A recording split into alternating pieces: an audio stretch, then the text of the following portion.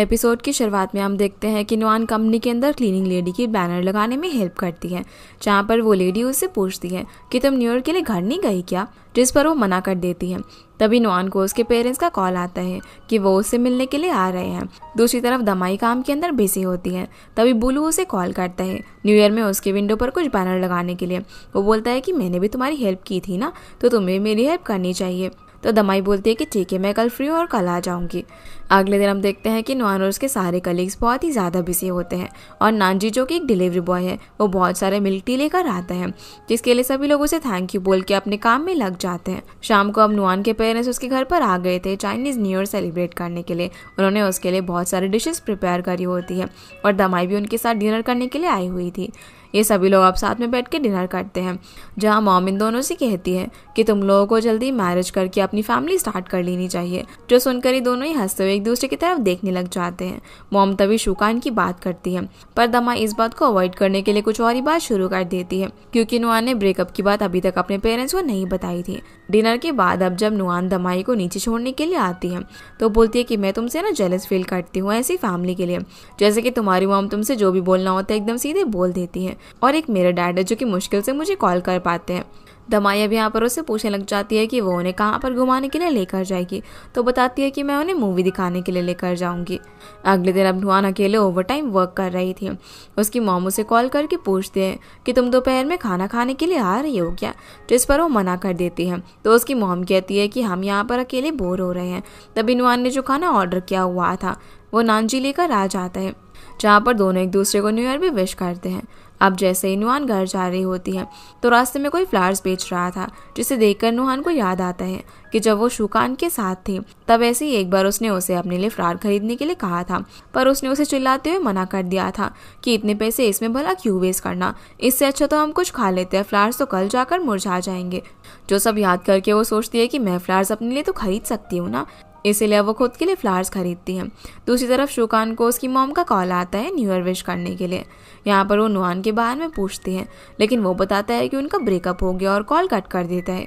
अगले दिन अब जब नुआन बस में होती है तभी वो दमाई से कॉल पर बात कर रही थी कि क्या तुम आज का वैलेंटाइंस डे मेरे साथ सेलिब्रेट करोगी, पर दमाई कहती है कि मेरा ऑलरेडी प्लान है। ये सुनकर नुआन बूलो की शॉप में जाती है और सोचती है कि जो इंसान मेरी तरह अकेला होगा इस वैलेंटाइंस डे पर क्या ब्लाइंड बॉक्स मेरे पास उसे लेकर आएगा। अब क्योंकि बुली शॉप में नहीं था इसीलिए वो खुद ही अपने लिए एक ब्लाइंड बॉक्स खरीद लेती है, और जैसे वो पेमेंट करती है तभी दमाई और बुलू की एक साथ फोटो देखती है। वो सोचती है कि ये दोनों भला इतने फेमिलियर कब से हो गए, पर फिर वो इस बात को इग्नोर करके अपना ब्लाइंड बॉक्स लेकर चली जाती है। वो एक कैफे में जाकर उसे खोलकर वेट कर रही थी, लेकिन कोई भी नहीं आता, इसीलिए वो अब कंपनी में चली जाती है। अब जब वो काम खत्म करके बाहर आती है तो सोचती है कि मेरा बॉयफ्रेंड अभी तक नहीं आया, लगता है कि मैं ही एक अकेली हूँ जो कि आज बोर हो रही हूँ। तभी नानजी वहाँ पर आता है और उसे कहता है कि चलो हम डेट के लिए चलते हैं। वो उसे हेलमेट पहनाकर जो उसके लिए रोजेस का बुके लेकर आया था वो उसे देता है, क्योंकि आज वो उसका नया बॉयफ्रेंड होता है। वो उसे स्कूटी पर फिर मूवी दिखाने के लिए लेकर जाता है। दूसरी तरफ नुआन की मॉम कहती है कि नुआन अभी तक नहीं आई है, पर डैड बोलते हैं कि वो काम में बिजी होगी और आ जाएगी। इधर नुआन तो थकान की वजह से मूवी के बीच में ही सो जाती है और नानजी उसे बिना डिस्टर्ब किए उसे अपनी जैकेट से कवर कर देता है। अब मूवी खत्म होने के बाद वो उसे उठाता है तो नुआन उसका जैकेट उसे वापस कर देती है और उसे सॉरी बोलती है क्योंकि वो सो गई थी। फिर उसे बोलो की शॉप के सामने लेकर जाती है। वो बताती है कि ये ब्लाइंड बॉक्स की शॉप है, मैं उन्हें डिज़ाइन करने का काम करती हूँ। अब जैसे उसे ब्लाइंड बॉक्स की कॉस्ट पता चलती है तो वो शौक रह जाता है कि इतना एक्सपेंसिव होता है, पर जैसे उसे उसकी कॉस्ट पता चलती है तो वो हैरान रह जाता है और बोलता है कि मैं तो इसे नहीं खरीद सकता। वो फिर उसे घर पर छोड़ता है और कहता है कि कल मुझे तुम्हें अपने कुछ कलीग से मिलवाना है, तो क्या तुम्हारे पास टाइम है। पर नुआन बोलती है कि कल वो नहीं चल सकती, उसे अपनी फैमिली के साथ बाहर जाना है। तो नुआन जी कभी और चलने का बोलकर वहाँ से चला जाता है। नुआन भी बिल्डिंग में जाते हुए अपने मन में सोचती है कि वो मुझे अपने कलीग से मिलवाना चाहता था और अभी हम ठीक से एक दूसरे को जानते भी नहीं है, थोड़ा सा ऑकवर्ड हो जाता। अच्छा हुआ कि मैंने उसे मना कर दिया। अब जैसे ही वो घर में आती है तो मॉम तो यहाँ सोफे पर वेट करते करते ही सो गई थी, तो मॉम को उसका सोफे पर वेट करते हुए देखती है। मॉम उससे पूछते कि तुम इतना लेट कहाँ थी, तो नुआन बताती है कि वो काम कर रही थी, पर तभी उसके पर्स से गलती से मूवी की टिकट गिर जाती है और मॉम थोड़ा सा गुस्सा होकर कहती है कि मैं और तुम्हारा डैड पूरे दिन तुम्हारा वेट कर रहे थे और तुम किसी के साथ मूवी देखने के लिए चली गई। नुआन उन्हें बताती है कि वो ऑफिस के बाद ही मूवी देखने के लिए गई थी। तो मॉम बोलती है कि भला अभी तुम मुझे ये सब क्यों बता रही हो। नुआन फ्रस्ट्रेट होकर कहती है कि मेरा शुकान के साथ ऑलरेडी ब्रेकअप हो गया है, और क्या आप मुझे बच्चों की तरह कंट्रोल करना बंद करोगी कि मुझे कब मैरिज करनी चाहिए और कब बेबी करना चाहिए। मेरी खुद की लाइफ है और मैं खुद सब कुछ डिसाइड कर सकती हूँ। तो उसकी मॉम बोलती है कि भला कैसी लाइफ है ये तुम्हारी, जिसमें ना ही तुमने अपने वर्क में कोई इम्प्रूवमेंट की है और ना ही तुम्हारा बॉयफ्रेंड है। ये सुनकर नुआन उन्हें समझाती है। ये सुनकर नुआन उन्हें अभी आराम करने के लिए कहती है, पर तभी मॉम डैड को बुलाकर पैकिंग करने के लिए कहती है, जो सुनकर डैड भी हैरान हो जाते हैं कि वो अभी जाने की बात क्यों कर रही है। पर मॉम तो रूम के अंदर चली जाती है, जो देखकर नुआन थोड़ी सी सैड होकर अपने बचपन का टाइम याद करती है जब उसकी ग्रैंडमा उसे खिलाया करती थी। तो उसकी मॉम उन पर चिल्लाकर कहती है कि आप इसे ऐसे मत खिलाओ, इससे इसकी ड्रेस खराब हो जाएगी और उसे अभी से मत बिगाड़ो, ये कहकर गुस्सा करती है। लेकिन ग्रैंडमा उसे तभी भी बहुत ज़्यादा प्यार से खिलाती है। अगली सुबह अब जैसे ही नुआन की आँख खुलती है तो अपने पेरेंट्स को ढूंढती है, लेकिन वो तो वहाँ पर नहीं थे। टेबल पर यहाँ एक लेटर रखा हुआ था जिसमें डैड ने लिखा होता है कि वो यहाँ से चले गए हैं और तुम्हारे लिए खाना भी बना कर गए हैं। तुम्हारी मॉम ने घर की सफाई भी कर दी है, तो तुम अपना ख्याल रखना, और मॉम बस तुम्हारी केयर करती है, तो गुस्सा मत होना। तभी नुआन डैड को कॉल करके पूछती है कि क्या आप मुझसे नाराज़ हो, तो डैड मना करते हैं। नुआन अब अपनी मॉम के बारे में पूछकर फ़ोन रख देती है। अब जब ऑफिस में अपना काम कर रही थी तभी वहाँ पर मेफांग भी आकर अपना काम करने लग जाती है। तभी नानजी आकर नुआन को कॉफ़ी देता है और मेफांग से भी पूछता है कि क्या तुम्हें भी कॉफ़ी चाहिए, मेरी तरफ से होगा। तो वो उसे एक अमेरिकानो कॉफ़ी मंगवाती है और वो चला जाता है। मेफांग अब यहाँ पर नुआन से कहती है कि डिलीवरी बॉय की जॉब इतनी आसान होती है क्या, ये हमेशा स्माइल ही करते रहता है। पर नुआन कुछ नहीं बोलकर हंसकर अपना काम करने लग जाती है। अब जब वो बस स्टॉप पर अपनी बस का वेट कर रही थी तभी नानची रोड की दूसरी साइड से उसे हेलो बोलता है। अब इससे पहले कि वो उससे मिलती उसी वक्त उसे उसके डैड का कॉल आ जाता है कि उसकी ग्रैंडमा की डेथ हो गई है, जो सुनकर नुआन एकदम शौक रह जाती है। अब हम यहाँ से उसके बचपन का सीन देखते हैं। जब वो छोटी थी तो उसकी ग्रैंडमा कैसे उसका ख्याल रखती थी। वो कहती थी कि अगर मैं मर गई तो तुम्हारा क्या ही होगा, लेकिन मरने के बाद मैं एक स्टार बनकर तुम्हें देखा करूँगी। प्रेजेंट में अब नुआन नानजी के साथ मेमोरियल हॉल में आती है, पर नानजी उसे बाहर ही छोड़कर पास ही के होटल में चला जाता है रुकने के लिए। फिर डैड नुआन को फ्यूनरल रूम के अंदर लेकर जाते हैं जहाँ उसकी मॉम वहाँ पर बैठकर रो रही थी। नुआन भी जाकर उन्हें हक करके रोने लग जाती है और बोलती है कि ग्रैंडमा नुआन आपको देखने के लिए आई है। फिर ये लोग सारे रिचुअल पूरे करते हैं और रात में नुआन अपने पेरेंट्स को भेजकर अकेली वहाँ पर रुकती है। वो सोचती है कि अगर मैं इस बार न्यू ईयर पर घर वापस आई होती तो आपसे लास्ट टाइम मिल पाती। तभी उसे अपनी ग्रैंडमा दिखाई देती है तो नुआन उनसे रोते हुए पूछने लग जाती है कि आप मेरे लिए रुकी क्यों नहीं। ग्रैंडमा उसे रोने के लिए मना करती है। नुआन कहती है कि आप मुझे छोड़कर मत जाओ, पर ग्रैंडमा उसे अपना ख्याल रखने के लिए बोलकर उसे छोड़कर चली जाती है। जो सब कुछ नुआन इमेजिन कर रही थी और वो बहुत ही ज़्यादा रोती है। अब वो बाहर जाकर अपनी ग्रैंडमा की मेमोरीज को याद करके रोने लग जाती है। तभी वहाँ पर नानजी आता है। क्योंकि वो होटल नहीं गया था, वो उसके लिए बाहर ही वेट कर रहा था। वो उसे हक करके यहाँ पर कंसोल करता है और अगले दिन फ्यूनरल होने के बाद नुआन की मॉम उसके डैड और नुआन से कहती है कि तुम्हारी ग्रैंडमा की बहुत ही अच्छी डेथ हुई है, वो सोते सोते ही चली गई। मैं भी चाहती हूँ कि मुझे ऐसे ही डेथ मिले, पर नुआन उन्हें ऐसी बातें करने से मना करती है। बोलती है कि मैं गुस्सा हो जाऊंगी। उसकी मॉम बोलती है कि इसीलिए तुम्हें जल्दी शादी करके फैमिली स्टार्ट कर लेनी चाहिए। तो नुआन कहती है कि मैं अपना ख्याल रखूंगी और आपका भी, तो आप चिंता मत करो। नुआन अब यहाँ पर सोचती है कि मुझे पता है कि मेरी मॉम बस चाहती है कि मैं एक अच्छा हस्बैंड ढूंढूं। दूसरी तरफ दमाई बोलू की शॉप में होती है जहाँ पर बोलू उसे कह रहा होता है कि उसका एक फ्रेंड था जिसने की मैरिज की और उसने सोचा था कि उसकी फैमिली को उसकी नीड है तो उनके लिए सब कुछ करता था, लेकिन लास्ट में प्रेशर की वजह से वो ये सब कुछ सहन नहीं कर पाया और सैड हो जाता है। तो दमाई बोलती है कि अच्छा तुम्हारा फ्रेंड भी है। तभी बोलो उससे पूछता है कि तुम्हें कैसा पर्सन चाहिए अपनी लाइफ में, जिस पर वो बताती है कि उसे मेरे लिए टाइम निकालना चाहिए जो कि मेरी तरह ही वर्ल्ड को देखे। ये बोलकर वो जिस काम के लिए वहाँ पर आई होती है वो करने लग जाती है, उसकी शॉप की विंडो का मेकओवर करने के लिए। जिसके बाद हम नानजी को एक ब्रिज पर अम्ब्रेला के साथ देखते हैं क्योंकि बारिश हो रही थी। नुआन भी वहाँ पर आ जाती है और उसे बताती है कि कैसे वो स्कूल के बाद हमेशा इस ब्रिज से ही घर पर जाया करती थी जहाँ पर ग्रैंडमा उसका वेट करती थी। तो नानजी कहता है कि तुम्हारी ग्रैंडमा बहुत ही ज़्यादा अच्छी होगी। इस पर नुआन हाँ बोलकर पूछती है कि तुम्हारी लाइफ कैसी थी बचपन में। तो वो उसे बताता है कि वो भी अपने ग्रैंड पेरेंट्स के साथ ही बड़ा हुआ है क्योंकि उसके पेरेंट्स काम की वजह से बाहर रहते थे और उसकी सिस्टर मोस्टली उसके साथ रहती थी, जो कि किसी को भी उसे बुली नहीं करने देती थी। साथ ही वो उसे यहाँ पर यह भी बोलता है कि कैसे उन्हें हैप्पीनेस के साथ अपनी लाइफ जीनी चाहिए। तो नुआन हाँ बोलकर उसे वहाँ पर घुमाने के लिए लेकर जाती है। वो उसे उसकी बचपन की चीज़ें खिलाती है। तो नानजी बताता है कि बचपन में भी वो ये सब खाता था, लेकिन वो मोस्टली पोर्शन अपनी सिस्टर को दे देता था और उसकी सिस्टर ने स्कॉलरशिप लेकर एक अच्छे कॉलेज में अपनी स्टडी भी पूरी करी। तो नुआन पूछते हैं कि तुम्हें बुरा नहीं लगता क्या कि तुम कॉलेज नहीं कर पाए। इस पर वो कहता है कि नहीं, क्योंकि सोसाइटी में जो हार्डशिप एंड्योर करके आगे बढ़ता रहेगा वो कहीं भी शाइन कर सकता है। जिसकी ऐसी बातों पर नुआन उसे कॉम्प्लीमेंट देती है। दूसरी तरफ शुकान उस कैफ़े के बाहर ओनर से बात कर रहा होता है जहाँ पर क्लॉ मशीन होती है। वो उनसे कहता है कि मैंने आपको ये मशीन बेची थी। उसे थैंक यू बोलकर कहता है कि आपने मुझे सपोर्ट किया था, तो मैं अपना बिजनेस स्टार्ट करना चाहता हूँ, तो क्या आप अभी मुझे सपोर्ट करना चाहोगे। तभी वो ओनर बोलता है कि मैंने तुम्हारी गर्लफ्रेंड से प्रॉमिस किया था कि मैं तुम्हें ये बात नहीं बताऊंगा, क्योंकि मुझे एक क्लॉ मशीन खरीदने के लिए तुम्हारी गर्लफ्रेंड ने पैसे दिए थे। ये सुनकर वो शौक रह जाता है। अगले सीन में अब नुआन बुक स्टोर के अंदर होती है जहाँ पर नानजी किसी बुक को पढ़ रहा था, जहाँ पर वो उससे बोलता है कि मैं अभी तुमसे मिला हूँ और इन 2 साल में मैंने कुछ पैसे सेव किए हैं और मैं एक सेल्फ एडल्ट एग्ज़ाम देना चाहता हूँ। नुआन पूछते हैं कि तुम कौन सा मेजर लेना चाहते हो। तो बताता है कि वो लॉजिस्टिक मैनेजमेंट स्टडी करना चाहता है। नुआन बोलती है कि ठीक है, वो उसे इसके लिए सपोर्ट करेगी। अब अगले दिन नुआन और नानजी बस में वापस जा रहे होते हैं, जहाँ पर नानजी बताता है कि वो भी अपने घर जाना चाहता है क्योंकि उसकी बहुत बड़ी फैमिली है। जो सुनकर नुआन बोलती है कि वहाँ तो बहुत ही लाइवली होगा ना। नानजी बोलता है कि मैं तुम्हें भी अपने साथ लेकर जाऊंगा, सब लोग तुम्हें बहुत ही ज़्यादा पसंद कर देंगे। अब बस रास्ते में एक ब्रेक लेने के लिए रुकती है, तो नानजी नुआन के लिए कुछ खरीदने के लिए जाता है। उसके जाते ही नुआन टाइम देखती है, 72 आवर्स पूरे होने वाले थे। इसलिए वो उसे अपने मन में थैंक यू कहती है कि उसकी वजह से उसे पता चला कि फैमिली कितनी इंपॉर्टेंट होती है। वो उसे उसके अच्छे फ्यूचर के लिए विश करती है। तभी टाइम खत्म हो जाता है। जिसके बाद हम नुआन को देखते हैं जो कि घर पर आ गई थी। वो सोने से पहले दमाई से बात करती है और सोचती है कि क्या मुझे शादी कर लेनी चाहिए, क्या मैं खुश रहूँगी। जिसके बाद हम नुआन को देखते हैं जो कि सोने से पहले दमाई से बात करती है। फिर वो बाद में सोच रही होती है कि क्या मुझे अब सच में शादी कर लेनी चाहिए और क्या मैं खुश रहूँगी। अगले दिन वो जैसे ही ऑफिस आती है तो देखती है कि उसके बॉस के रूम से चिल्लाने की आवाज़ आ रही थी। बॉस की वाइफ वहाँ उस पर चिल्ला रही होती है कि तुम तो एकदम गरीब थे जब तुम मुझसे मिले थे और जो आज तुम कंपनी चला रहे हो ना, ये सब मेरी वजह से तुम्हें मिला है।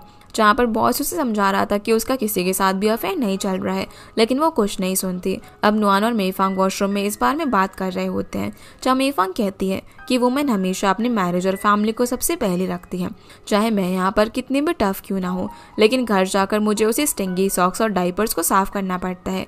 जो सुनकर नुआन पूछती है कि तो फिर प्यार का क्या। इस पर वो हंसकर कहती है कि ऐसा कुछ भी नहीं रहता। वो बोलती है कि हमारे बॉस ने अपनी वाइफ को इसीलिए चूज़ किया क्योंकि वो अमीर है, जिसकी वजह से उसे ये सब मिला और तुम्हें ये सारी चीज़ें ना आगे जाकर समझ आएगी। वो उसे एडवाइस करती है कि आगे जब तुम किसी को प्यार करो तो सारी शॉर्टकमिंग्स को लाइक करो, वरना उसको लाइक ही मत करो। जिस चीज़ पर नुआन उसे हाँ बोलती है। अब अगले दिन उसका बॉस लवर को अपने कैबिन में लेकर आता है और एम्प्लॉयज उसके बारे में बात कर रहे होते हैं कि क्या सच में हमारे बॉस ने चीट किया होगा, शायद कोई हमारी कंपनी से तो नहीं है। इसी बीच दमाई नुआन को कुछ देने के लिए उसके ऑफिस में आती है और कहती है कि आज काम खत्म होने के बाद मैं तुम्हें पिक करने के लिए आऊँगी डिनर के लिए। हमारी कैंपस की सबसे ब्यूटीफुल लड़की भी आ रही है, वो प्रेग्नेंट है तो डिनर करना चाहती है। जिसके लिए नुआन तो मना करने लग जाती है, लेकिन दमाई बोलती है कि तुम मैरिड लाइफ के बारे में क्यूरियस होना जानने के लिए तो चलना साथ में। जिसके बाद ये लोग उस लड़की से एक रेस्टोरेंट में मिलते हैं जहाँ पर वो इनके काम से एनवी करती है, पर दमाई बोलती है कि मैं तो तुम्हारी लाइफ से जेलस हूँ। वो उसे यहाँ पर ये भी बोलती है कि तुम तो एक्ट्रेस बनना चाहती थी ना। इस पर वो बोलती है कि फिलहाल तो मैं बस अपनी फैमिली और बेबी को अच्छे से संभालना चाहती हूँ, इसीलिए मैंने वो सब कुछ छोड़ दिया। यहाँ पर वो दमाई से उसके बॉयफ्रेंड के बारे में पूछती है तो वो बता देती है कि उसका ब्रेकअप हो गया और नुआन के साथ मिलकर डिशेस ऑर्डर करती है।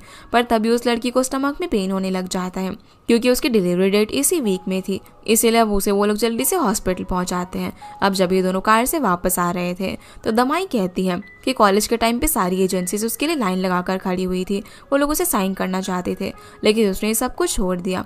मेरे पास उसकी तरह ब्यूटी होती तो मैं उसकी तरह ये सब कभी नहीं करती। जिसकी इस बात पर नुआन हंसती है और बोलती है कि वो अपनी मैरिज के अंदर खुश है, लेकिन दमाई कहती है कि वो एक्सेप्शन है, अगर वो किसी खराब इंसान से मिली होती तो लाइफ पूरी तरीके से वेस्ट हो जाती। दूसरी तरफ बोलू शॉप में किसी बच्चे के साथ खेल रहा था। वो उसे बोल रहा होता है कि तुम्हारी ग्रैंडमा भी तुम्हें पिक करने के लिए आती होंगी। अब जैसी ग्रैंडमा पिक करने के लिए आती है, अब जब वो बच्चा यहाँ से जा रहा था तभी दमाई भी वहाँ पर आ जाती है। और पूछती है कि विंडो के लिए मैंने जो डिजाइनिंग किया क्या वो तुम्हें पसंद आया। तो बोली कहता है कि बहुत ज्यादा पसंद आया, जो करने के लिए वो उसे डिनर पर जाने के लिए पूछता है। फिर वो उसे अपने साथ डिनर पर चलने के लिए कहती है, जिसके लिए वो मान जाता है। दोनों यहाँ पर साथ में ड्रिंक भी करते हैं। दोनों यहाँ पर खुद की तारीफ कर रहे होते हैं कि वो कितना अच्छा ड्रिंक कर सकते हैं और दोनों मैच लगाते हैं। पर लास्ट में ड्रंक होकर दमाई यहाँ पर उसे किस कर देती है। अगली सुबह हम नुआन को देखते हैं जो कि अपने लिए सुबह कुछ खाने के लिए खरीदती है, पर उस शॉपकीपर के पास QR कोड का प्रिंट नहीं होता। तो वो उसे पेमेंट करने के लिए प्रिंट निकालने को बोलती है ताकि बाकी लोग आराम से पे कर सके। फिर जब वो टैक्सी में ऑफिस जा रही थी तो ड्राइवर अचानक से ब्रेक लगा देता है, जिसकी वजह से उसका खाना उसके कपड़ों पर ही गिर जाता है और उसके वाइट कोट पर दाग लग जाता है। पर वो ऐसी हालत में हम कंपनी पहुंच जाती है। अब जैसे ही वो अपने लैपटॉप को ओपन करने की कोशिश करती है तो वो भी ओपन नहीं हो रहा था। वो सैड होकर सोचती है कि मिस फॉर्चून कभी भी अकेले नहीं आते। जैसे ही वो कंपनी से बाहर आती है तो देखती है कि उसने कॉस्मेटिक्स पर पैसे खर्च किए हैं, लेकिन उसने ऐसा कुछ भी नहीं लिया होता। अब जैसे ही वो लिंक पर क्लिक करती है तो फ़ोन बंद हो जाता है। उसे समझ नहीं आ रहा होता कि आज ये सब क्या हो रहा है उसके साथ। वो फिर एक इलेक्ट्रॉनिक्स रिपेयर वाली शॉप पर जाती है और अपना फ़ोन और लैपटॉप वहाँ पर रिपेयर करने के लिए देती है, क्योंकि उसके लैपटॉप पर कॉफ़ी गिर गई थी और उसका फ़ोन चल नहीं रहा था। शायद उसमें वायरस आ गया था, लेकिन इस सब में थोड़ा सा टाइम लगने वाला था, इसलिए वो उन्हें वहीं पर छोड़कर ऑफिस चली जाती है। फिर जब वो काम कर रही थी तो मेफांग उसे ग्रुप के मैसेज देखने के लिए कहती है, पर वो बताती है कि उसने अपना फ़ोन रिपेयर के लिए दिया हुआ है। तो कलीग उसे कंपनी से स्पेयर फ़ोन के लिए अप्लाई करने के लिए कहते हैं, पर वो बोलती है कि नहीं इसकी ज़रूरत नहीं है। दूसरी तरफ दमाई कल की केस के बारे में सोचकर रिग्रेट कर रही थी। तभी उसे मैसेज आता है जहाँ पर कोई उसे उसकी फ़ोटो भेजकर उसे ब्लैकमेल करते हुए मनी ट्रांसफ़र करने के लिए कह रहा था, नहीं तो वो उसकी फ़ोटो लीक कर देगा। अब जब वो उस फोटो को देखती है तो उसे रियलाइज़ होता है कि ये फ़ोटो तो उसने नुआन को भेजी थी। तो उसे लगता है कि वो ज़रूर उसके साथ कोई प्रैंक कर रही होगी। वो उसे कॉल करती है, लेकिन वो उसका फ़ोन नहीं लग रहा था, इसलिए वो सीधा उसके ऑफिस में पहुंच जाती है कि भला वो उसके साथ कैसे प्रैंक कर रही है। पर नुआन बताती है कि मैंने तो कोई भी पिक्चर नहीं भेजी, मेरा फ़ोन रिपेयर करने के लिए गया हुआ है, जिससे नुआन को समझ में आ जाता है कि ये किसने किया है। वो अब उस शॉप के अंदर जाती है और उस रिपेयर बॉय से कहती है कि तुमने मेरी फ्रेंड को ब्लैकमेल करने के लिए फ़ोटो भेजे थे ना। वो लड़का कहता है कि नहीं उसे कुछ भी नहीं पता। पर तभी वहाँ पर दमाई पुलिस को लेकर आ जाती है, जो देखकर वो अपनी गलती एक्सेप्ट कर लेता है और उन्हें माफ़ करने के लिए कहता है, क्योंकि उसे पैसों की ज़रूरत थी इसलिए उसने ये सब किया। पर क्योंकि उसने क्राइम किया था इसलिए नुआन उसे पुलिस के हवाले कर देती है, जैसे कि पुलिस उसे यहाँ से लेकर चली जाती है। नुआन अपनी चीज़ें लेकर दमाई के साथ एक कैफ़े में जाती है, जहाँ पर वो कहती है कि नुआन तुम पहले से काफ़ी ज़्यादा टफ हो गई है, और उसे प्रेज़ करती है क्योंकि पहले वो इतनी बोल्ड नहीं थी। जो सुनकर नुआन कहती है कि जब मैं छोटी थी तब अगर मेरी मॉम मेरे लिए ड्रेस खरीद कर लेकर आती थी तो वो अगर मुझे पसंद नहीं आती थी मैं उन्हें बता देती थी, लेकिन बड़े होने के बाद पता नहीं वो करेज कहाँ चले गया। तो दमाई यहाँ पर उसे समझाती है कि तुम्हें अपनी लाइफ के डिसीजन खुद ही लेने चाहिए और किसी को चांस नहीं देना चाहिए तुम्हारे लिए डिसीजन लेने का। तो नुआन कहती है कि मैं इस बार केयरलेस थी और बोलती है कि मैं पर्सनल फोटोज डिलीट कर दूंगी। तभी दमाई यहाँ पर बूलू की बात करती है और फिर बीच में ही रुक जाती है, जो सुनकर नुआन उसे टीज करते हुए कहती है कि तुम दोनों डेट कर रहे हो क्या। पर वो मना करने लग जाती है, लेकिन नुआन उसकी बात नहीं मानती। दूसरी तरफ शुकान सोच रहा होता है कि अगर मैं सक्सेसफुल हो गया तो नुआन भी मेरे पास वापस आ जाएगी। पर तभी घर की लाइट चली जाती है। उसकी मॉम का उसे कॉल आता है कि मैंने तुम्हारे डैड से बात की है, तुम बहुत ही बिजी हो ना, तो मैं तुम्हारे लिए ब्लाइंड डेट अरेंज करूंगी। ये बोलकर कॉल रख देती है। इधर नुआन भी रात में सोते हुए उठ जाती है तो देखती है कि लाइट चली गई है, इसलिए वो अपने आइसक्रीम को देखने के लिए चली जाती है कि कहीं वो मेल्ट तो नहीं हुई। तभी वो देखती है कि उसके फ़ोन की बैटरी बहुत ही ज़्यादा लो है, पर उसे अपने डैड को 12 बजे बर्थडे विश करना था, इसलिए वो नीचे जाकर एक पावर बैंक खरीद कर लेकर आती है। फिर वो उन्हें कॉल करके एज अ बर्थडे गिफ्ट कुछ पैसे भेजती है, पर वो उन्हें लेने से मना कर देते हैं। वो बोलते हैं कि मुझे इसकी कोई भी ज़रूरत नहीं है, तुम अपना ख्याल रखो। तो वो उन्हें विश करके फ़ोन रख देती है। उसी वक्त उसे दमाई का कॉल आता है। वो कहती है कि लाइट गई हुई है तो मैं तुम्हें पिक करने के लिए आ रही हूँ, हम एक हेयर ड्रेसर के पास जा रहे हैं। वो अब उसे उसके नाइट सूट में ही लेकर चली जाती है, और जब वो हेयर ड्रेसर उसे हेयर कट कर रहा होता है तो नुआन उसके साइड में बैठी हुई थी, जहाँ पर दमाई उस हेयर ड्रेसर से पूछ रही होती है कि अगर तुम काम के बाद बोर होते हो तो क्या करते हो। इस पर वो बोलता है कि इतनी डेटिंग ऐप है, मैं डेट करने जाता हूँ, और अगर मुझे वो लड़की पसंद आई तो ही मैं उससे अगली बार मिलता हूँ, नहीं तो मैं किसी और से मिलने के लिए चला जाता हूँ। जो सब सुनकर नुआन अपना मुंह छुपा रही थी। तो दमाई उसे कहती है कि तो तुम्हारी तरह ही हालत है, जो कि एक के बाद एक बॉयफ्रेंड चेंज करती रहती है। अब जब वो लोग वापस जा रहे होते हैं तो ये दोनों बॉयफ्रेंड के बारे में बातें कर रहे थे। जब दमाई उसे ब्लाइंड बॉक्स बॉयफ्रेंड के बारे में पूछती है तो नुआन बताती है कि वो सभी तो एकदम परफेक्ट होते हैं, उनके बारे में मैंने तुम्हें हमेशा बताया था, लेकिन तुम विश्वास ही नहीं करती। फिर उसके पूछने पर वो उसे एक्साइटेड होकर सब कुछ बताने लग जाती है। अगले दिन अब नुआन ऑफिस के अंदर होती है, तभी वहाँ पर जियांग हो लाइव स्ट्रीम करते हुए आता है उनके ब्लाइंड बॉक्सेस को प्रमोट करने के लिए। नुआन के पास आकर वो लाइव स्ट्रीमिंग दिखाने लग जाता है और उसे ब्लाइंड बॉक्स का इंस्पिरेशन पूछता है, जहाँ पर उसके साथ लू भी आया हुआ था, जो कि सामने खड़ा होकर ये सब कुछ देख रहा था। नुआन अब जवाब दे रही होती है एक फैन को, जो कि और कोई नहीं बल्कि यूलिंग था। जहाँ लाइव स्ट्रीमिंग में कमेंट आ रहे होते हैं कि डिज़ाइनर तो बहुत ज़्यादा क्यूट है, जिस बात पर जियांग हाओ भी एग्री करता है और उसके साथ एक सेल्फी क्लिक करता है, जो देखकर वो बहुत ज़्यादा खुश होती है। तभी वहाँ पर नानजी उसके डिलीवरी लेकर आ जाता है। वो उसे बताता है कि ये उसकी लास्ट डिलीवरी होगी, क्योंकि अब वो स्टडी करने के लिए जा रहा है। ये देखकर नुआन सोचती है कि आज मेरे सारे बॉयफ्रेंड मुझसे मिलने के लिए आए हैं, कैसे उनकी लाइफ भी बहुत ही अच्छी चल रही है और आज पक्का बहुत ही अच्छा दिन है। दूसरी तरफ शुकान सोच रहा होता है कि मुझे अभी तक जॉब नहीं मिली है, मैं भला कैसे फिर से उसके साथ आऊँ, और मुझे ना एक साइकोलॉजिस्ट को दिखाना चाहिए। जहाँ वो अपॉइंटमेंट के लिए एक साइकोलॉजिस्ट मिस्टर हू को कॉल करता है। फिर नुआन अब बुलू की शॉप में जाती है, उसे एक ब्लाइंड बॉक्स के कंपटीशन के बारे में पूछती है और हेजिटेट होते हुए उसे दमाई के बारे में पूछती है, जिस पर वो कहता है कि तुम्हारी वजह से हम एक दूसरे को अच्छे से जानने लगे हैं और उसने वो विंडो डिज़ाइन किया है। नुआन कहती है कि मैं तुम्हें जानती हूँ कि तुम इंटरेस्टेड इंसान हो, लेकिन दमाई के साथ सीरियस हो तभी रिलेशनशिप रखना। तो बुलू उसे बोलता है कि तुम्हें लग रहा है कि हम लोग डेट कर रहे हैं क्या। वो उसे बताता है कि विंडो डिज़ाइन करने के बाद उसने रिटर्न में मुझे उस दिन उसका एक दिन बॉयफ्रेंड बनी रहने के लिए कहा था और उस दिन के बाद से ही सब कुछ वैसे का वैसा ही हो गया। बुलो उसे बोलता है कि वो तो मेरी लीग के बाहर है। नुआन उसे बोलती है कि भला वो ऐसा क्यों सोचता है, पर वो इस बात का जवाब ना देकर उससे पूछता है कि क्या तुम यहाँ पर ब्लाइंड बॉक्स खरीदने के लिए आई हो, पर नुआन मना करती है कि नहीं, उसे वो नहीं खरीदना। अब अगले दिन वो अच्छे से रेडी होकर मीटिंग के लिए जाती है, जहाँ पर उसे न्यू सीजन का ब्लाइंड बॉक्स डिज़ाइन प्रेजेंट करना था। पर मीटिंग में पहले मेफांग अपना डिज़ाइन दिखाती है, जो कि सेम नुआन के जैसा था, और कैबिन में जाकर बॉस को समझाती है कि उसे नहीं पता उनके डिज़ाइन क्यों सेम है और मैंने उसका डिज़ाइन कॉपी नहीं किया है, लेकिन बॉस उस पर यकीन नहीं करता। वो अब यहाँ पर उसे उसकी फैमिली के लिए कंपनी के आसपास घर ढूंढने के लिए कहता है, जिसके लिए नुआन हाँ बोलती है।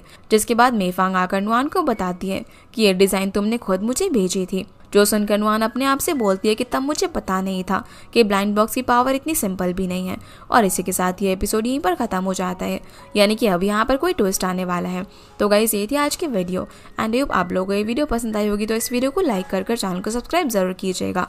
आपसे फिर मिलते हैं इस ड्रामा के अगले एपिसोड में, तब तक के लिए गुड बाय।